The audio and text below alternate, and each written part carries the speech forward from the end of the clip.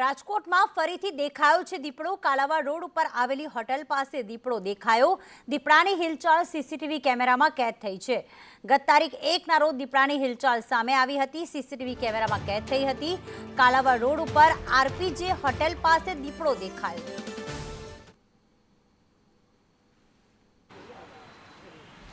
રાજકોટમાં છેલ્લા 15 દિવસથી દીપડાની દહેશત વ્યાપેલી છે। સૌથી પહેલા મુંજકામાં અને ત્યારબાદ રાજકોટની ભાગોળે આવેલા અલગ અલગ વિસ્તારોમાં દીપડો જોવા મળ્યો હતો, પરંતુ હવે રાજકોટ શહેરની અંદર જ એટલે કે કાલાવાડ રોડ ઉપર આવેલી જે આરપીજી હોટલ છે તેની બહાર દીપડો હોવાના એક સીસીટીવી છે તે વાયરલ થયા છે। અહીંયા રહેતા સ્થાનિકો છે તેમની સાથે વાતચીત કરીએ। શું કહેશો તમે? તમારા વિસ્તારમાં દીપડો રાત્રિના જોવા મળ્યો છે, તમને કંઈ ખબર છે? ના, મને ખ્યાલ નથી। કાલે વિડીયો આવ્યો હતો એટલે વિડીયો જોયો એટલે અમને ખ્યાલ આવ્યો કે દીપડો અહીંયા નીકળ્યો હતો। એટલે અમે જ્યાં રહેવાવાળા છે પાછળ સોસાયટીમાં એવરેજ પાર્કવાળા એને બધાને ગ્રુપમાં મૂક્યું છે કે તમે ધ્યાન રાખજો તમારા બાળકોનું બધાનું, કેમ કે આ તો હિંસક પ્રાણી છે એટલે ધ્યાન રાખવું જરૂરી છે।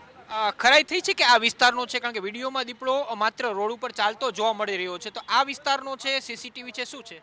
આ સીસીટીવીમાં તો એવું લાગે છે કે આ રિવેરાનો જ છે, કેમ કે આ જે બધું દેખાડે છે ને એના ઉપરથી અમને એમ લાગે છે કે અહીંનો જ છે વિડીયો।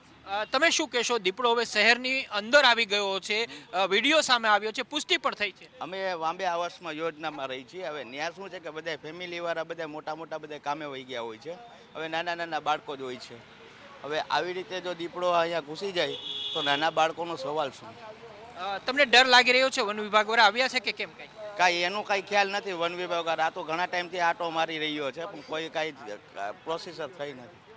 છેલ્લા 15 દિવસથી રાજકોટની ભાગોળે દીપડાના ધામા હતા। મુંજકા, વાગુદળ, કણકોટ સહિતના વિસ્તારની અંદર દીપડો જોવા મળ્યો હતો, પરંતુ હવે હાઈરાઇઝ હોટલોવાળો જે આ રોડ છે ત્યાંથી દીપડો પસાર થયો હોય તે પ્રકારના વિડીયો છે તે સામે આવી રહ્યા છે। દાવો કરાઈ રહ્યો છે કે અહીંથી જ દીપડો છે તે પસાર થયો છે।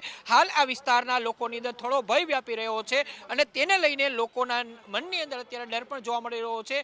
હવે એ જોવાનું રહેશે કે વન વિભાગ આ દીપડાને ક્યારે પકડી પાડે છે અને આ વિસ્તારની અંદરથી દહેશત છે તે ક્યારે નાબૂદ કરે છે। કેમેરામેન માધવ ભટ્ટ સાથે મયુર સોની, સંદેશ ન્યૂઝ, રાજકોટ।